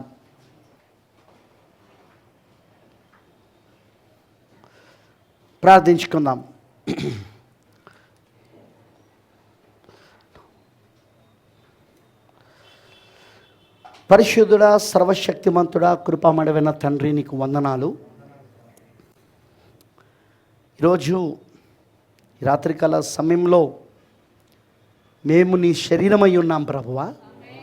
నీ శరీరంలో శరీరము, నీ మాంసంలో మాంసము, నీ ఎముకలో ఎముక, నీ రక్తంలో రక్తము, నీ ఆత్మలో ఆత్మ, నీ ప్రాణములో ప్రాణము, నీ స్వరూపంలో స్వరూపం. మేము ఎలాగయ్యామంటే నీ వాక్యాన్ని భుజించుడు ద్వారా, నీ వాక్యాన్ని తినుడు ద్వారా మేము ప్రభువా నీలో మారినాం ప్రభువా. అందుకే ఆ రోజు ఆదాము అవ్వను చూసి, ఈమె నా శరీరంలో శరీరం, నా మాంసంలో మాంసం, నా ఎముకలో ఎముక, ఈమె నాలో నుండి తీయబడిందని చెప్పాడు. నిజమే దేవా, మీరు నా యందు నేను మీ యందు ఉన్నామని తెలుసుకుంటామన్నావు. అవును ప్రభువా, ఈరోజు మేము నీ వాక్యాన్ని తింటున్నామయ్యా. నీ వాక్యమే మా జీవారం, మా గ్రంథాన్ని తింటున్నామయ్యా. ఆ చిన్న పుస్తకాన్ని, తెరవబడిన పుస్తకాన్ని తింటున్నామయ్యా. ఆ 7 ముద్రల గ్రంథాన్ని, అదే బైబిల్. 7 ముద్రలు ఏదో కాదు, ఈ బైబిల్కే ఆ ముద్రలు వేయబడ్డాయి. ఎంటైర్ బైబిల్ అంతా తెరవబడినది. కొత్త నిబంధన అంతయు తెరవబడినది. ఎందుకంటే పాత నిబంధన కొత్త నిబంధనలో ఛాయ నీడగా ఉంది కాబట్టి అంతయు తెరవబడింది ప్రభువా. అది మేము ఇప్పుడు తింటా ఉన్నాము. ఆ 7 ముద్రలు తెరవబడడం అంటే నిన్ను నువ్వు తెరుచుకోవడం అయి ఉన్నది. ఎందుకంటే ఆ 7 ముద్రల గ్రంథం ఎవరో కాదు, నువ్వే ప్రభువా. నిన్ను నువ్వు తెరుచుకుంటున్నావు తండ్రి, నిన్ను నువ్వు తెరుచుకొని మాకు బయలుపరుచుకుంటున్నావు. Thank you Jesus. మేము నీ శరీరమై ఉన్నాం దేవా. మేము ఆ విరవబడిన శరీరం మేమే తండ్రి. ఇప్పుడు ఆ శరీరాన్ని మేము తింటున్నాం ప్రభువా. మేము నీ శరీరం అవుతున్నాం మేము. అందుకే ప్రతి ఒక్కరు దాన్ని తినే కృపను దయచేయి. ముఖ్యముగా ఆత్మీయంగా ప్రభువా నీవు చెప్పినట్టుగా తినే కృపను ఇవ్వు దేవా. ఆ కృపను ఇచ్చి నడిపించమని నీకు సమర్పిస్తూ యేసుక్రీస్తు నామములో ప్రార్థిస్తున్నాము. ఆమేన్, ఆమేన్.